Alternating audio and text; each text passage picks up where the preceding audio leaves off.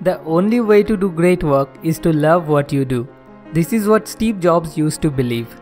He was born on 24th February 1955 in California.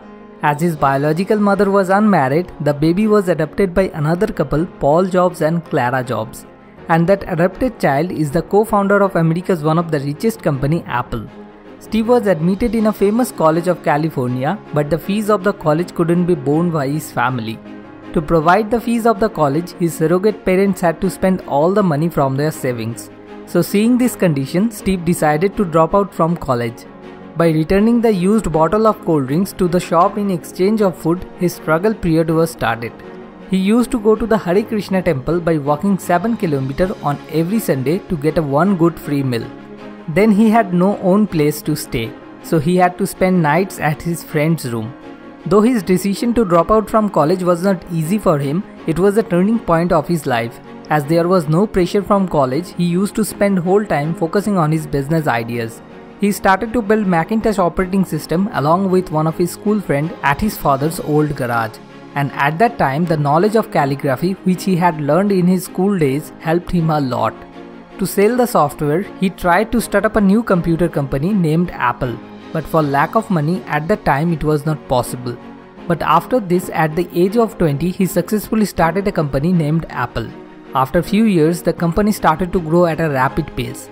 At the age of 30, noticing the growth of the company, Steve decided to recruit a talented person in his company, thinking that it will further enhance the progress of the company.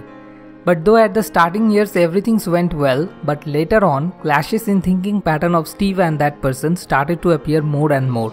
And sooner it started to affect the growth of the company. At that time, Steve had to face the most difficult time of his life. In a meeting of board of directors, the board members decided to fire Steve from his own company. After this incident, he was totally mentally broken down and depressed. He never imagined that someday he would be fired from his own established company. The news spread everywhere. Though he was mentally broken, his love for his work was still the same, and that encouraged him to start from the beginning again. After leaving Apple, he established a new company in between 5 years named Next. Just not that, he also started another company named Pixar, which drove him to a huge success. On the other side, the growth of the Apple started to fall day by day after he left the company. And the most tragic thing is that Apple decided to buy Next to hold on to their position in the market, and Steve was again came back to Apple, the company he co-founded. According to Steve, these things would never be possible if he had never been fired from Apple. After some years, a tumor was diagnosed in his pancreas.